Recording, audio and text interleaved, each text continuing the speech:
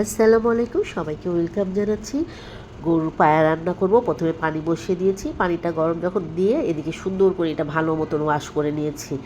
পায়াগুলো wash করে নিয়ে পানিটা যখন গরম হয়ে গেছে তখন ওর ভিতরে দিয়ে 20 মিনিট মতন, কিছু দেয়নি, এর ভিতরে আমি 20 মিনিট বলক তুলেছি। তারপরে এর ভিতরে আদা, রসুন, জিরা, মরিচের গুঁড়ো, হলুদের গুঁড়ো, পেঁয়াজ বাটা, রসুন বাটা, আদা বাটা এগুলো সব বেশি বেশি করে দিয়েছি। আর মরিচটা যে যেমন ঝাল খায় সেভাবেই দিয়েছে। পেঁয়াজ বাটাটা অবশ্যই বেশি করে দিতে হবে, তবেই তো ঝোলটা ঘন হবে। যেমন আমি অনেককে দেখেছি হচ্ছে পেঁয়াজ বাটা মশলা কম দেয় আর ময়দা আর আটাটা গলিয়ে দেয়, এতে একটুও স্বাদ লাগে না। এর কারণ হচ্ছে আপনার নেহারির যে ফ্লেভারটা বা সুগন্ধ আর হচ্ছে যে টেস্টটা ওইটা আর আসে না, একটুও ভালো লাগে না খেতে। তো আজকে রান্না করতে করতে বেশ অনেক কিছু মনে পড়েছে। আমাদের বাসার ঐতিহ্য একদম এখনও আছে, অবশ্য আমার ভাবিরা করে, আমরা ঈদের পরের দিন গেলেই নেহারিটা খাওয়া হয়। আমাদের দাদার আমল থেকে এই জিনিসটা চলছে। ঈদের দিন সারা বছরে তো যা খাওয়া তো খাবেই নেহারি, কিন্তু ঈদের দিন কথা হচ্ছে যে রাত্রেবেলায় নেহারি রান্না হবে আর সকালে সবাই খাবে একসাথে। এই জন্য আমার মা চাচিরা রাত জেগে নেহারি রান্না করতো। কিন্তু আমার মা চাচিদেরকে কখনো রাগ হইতে বা মন খারাপ হইতে আমরা দেখি নাই। তারাও বেশ এনজয় করতো আর আমাদেরও বেশ ভালো লাগতো।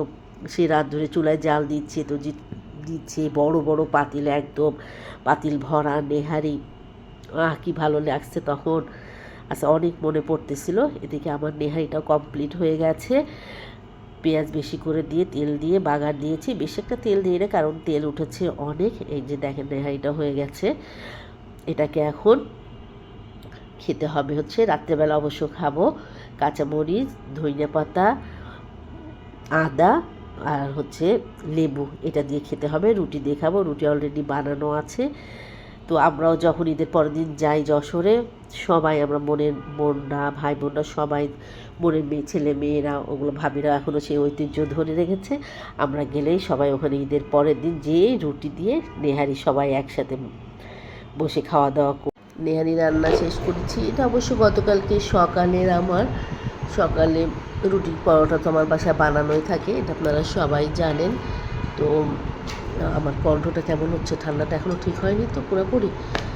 তো তান্দুরি চিকেন করা ছিল, ভাবলাম সকালে ওইটা দিয়ে খেয়ে ফেলি রুটি দিয়ে। আর এদিকে ধুবোর জন্য এটা রাখা আছে। পরে হচ্ছে তান্দুরি চিকেন মাখিয়ে রাখা ছিল, ওটা আরও বের করছি। নেহারিটা বের করে রেখেছিলাম, রান্না করব তো ওটা তো অলরেডি করে ফেলেছি। এই যে রুটিটা আমি হালকা সেকে রেখে দিই, এখন পরে একটু আবার তাওয়ার মধ্যে সেকে নিচ্ছি। আমি আবার একটু শক্ত রুটি আমার ভালো লাগে। আমরা আবার ওই যে গরম পানিতে দিয়ে ওর ভিতরে আটা দিয়ে ওই নরম রুটি একদম কেউ খেতে পারি না। একদম আপনার ভাই পছন্দ করে, কিন্তু আমি, আমার ছেলে একদম আমার ওইভাবে অভ্যস্ত না। তো আমার গরম পানি দিয়ে এমনি আটা গোলাইতে হবে, ওই রুটিটা ভালো লাগে। অত নরম রুটি একদমই খেতে ভালো লাগে না। যাই হোক, বসে বসে আপনার ভাইয়াটা এত ওরা কেউ নেই, নাস্তা খেয়ে যে যার মতন চলে গেছে। এর মধ্যে আমিও নাস্তা করে ফেলতেছি আর কি, একা একা বসে। আমার খালা চলে আসছে, খালাকে দিয়েছি, খালা আর আমি বসে বসে নাস্তা খাচ্ছি। নাস্তা খাওয়ার সাথে সাথেই তো আমাকে চা খেতে হবে, 1 কাপ চা একদম। তবেই আমার মনে হয় যে নাস্তাটা পরিপূর্ণ হয়েছে আর পেটটা ভরে গেছে। এদিকে জালি কুমড়া দিয়ে মাছ রান্না করব। প্রথমে জালি কুমড়া একটু ভাপ দিয়ে নিচ্ছি লবণ দিয়ে। পানিটা কিন্তু ফেলবো না, মশলা কষাই নিয়ে ওর ভিতরে জালি কুমড়া পানি সহ দিয়ে ফেলবো। এটা হচ্ছে জালি কুমড়া দিয়ে রান্না করব, আর এটা হচ্ছে ভুনা করব। সব মশলা রেডি করেছি। এদিকে চিকেন রান্না করব, এদিকে একটু গরুর মাংস রান্না করব। হয়তো বা আমি একটা ফোন টোন আসলে হয়তো বা আমি ঢাকার বাইরে যেতে পারি, আর এটা দিয়ে কিমা করব। এই জন্য একটু রান্না করে রাখছি। শিওর না, আমি এখনও হয়তো ঢাকার বাইরে যাওয়া মানে হইতে পারে। এই জন্য ভাবলাম এটা একটু করে রান্না করে রাখি, ছেলেকে নিতেও পারি, নাও নিতে পারি। আমার তো কাজ আছে, আমি একটু কাজগুলো সারবো যশোরের যে। আর এটা খাসির মাংস কোরমা রান্না করলাম।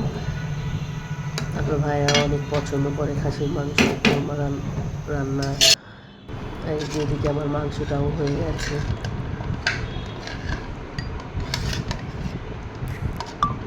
সবাই ভালো থাকবেন, আল্লাহ হাফেজ।